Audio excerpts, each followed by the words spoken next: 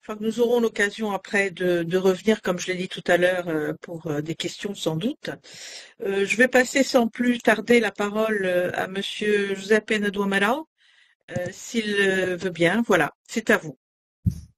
Merci beaucoup. Tout d'abord, je salue tous les participants et l'association Jean Monnet.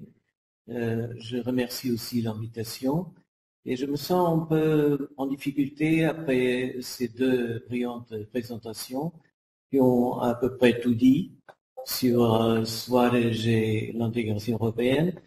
J'ai une expérience un peu particulière parce que avant d'être, je suis économiste de formation, comme vous l'avez dit.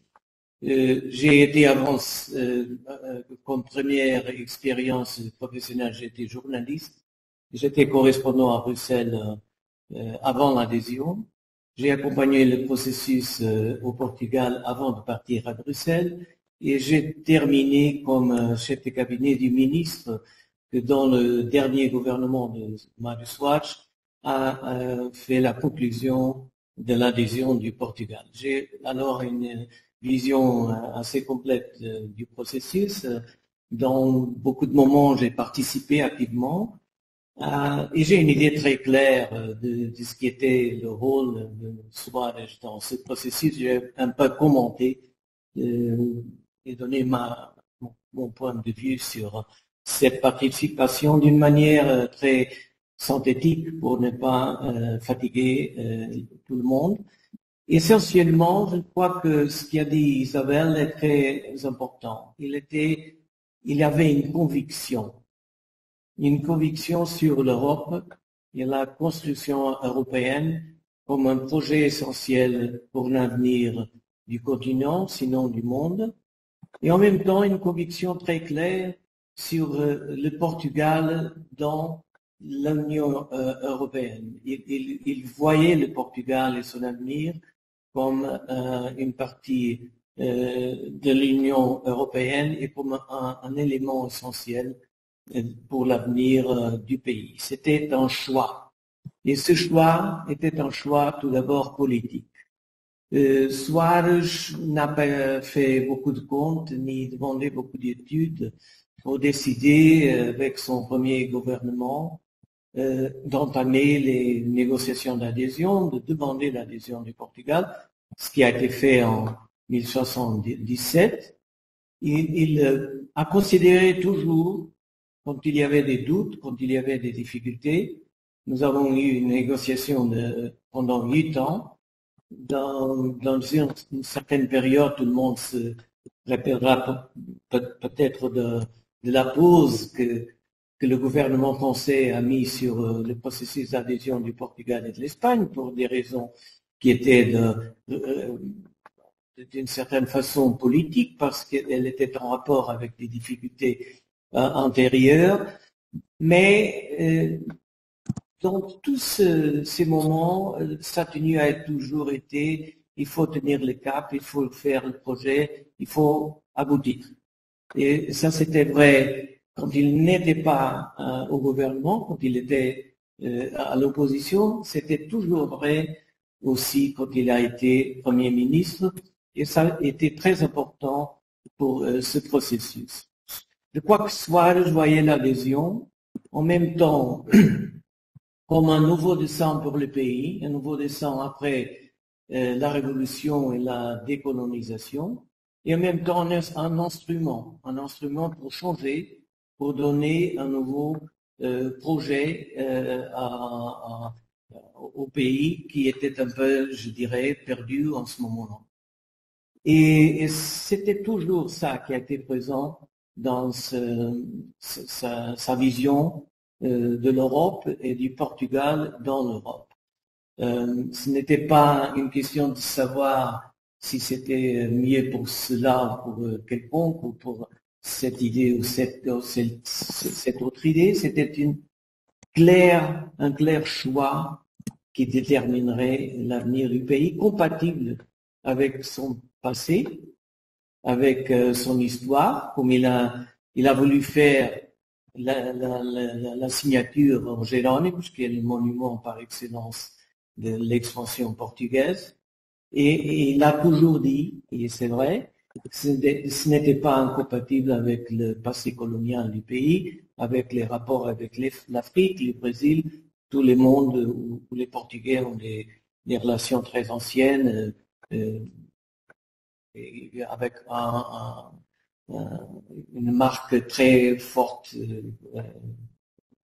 déjà pour la langue, mais beaucoup d'autres liens nous approchent de ces espaces, mais il a toujours montré l'Europe n'est pas incompatible, elle continue cette idée.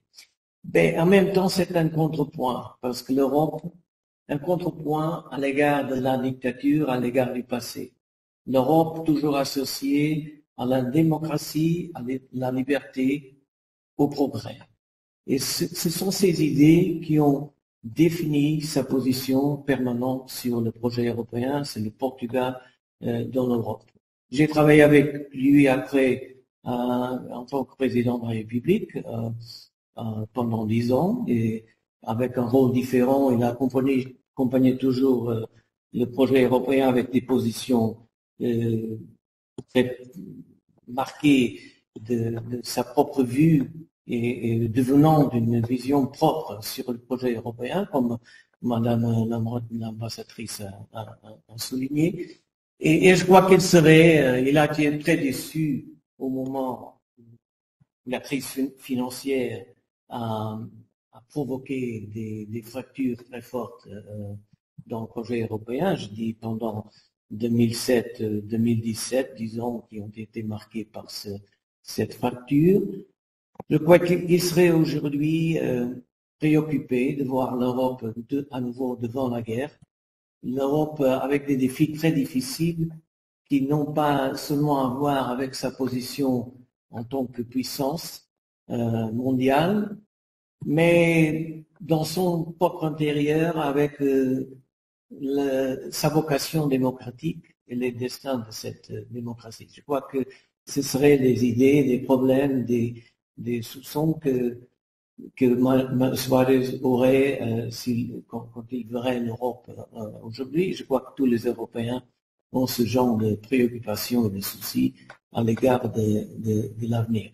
Suarez a eu la chance d'être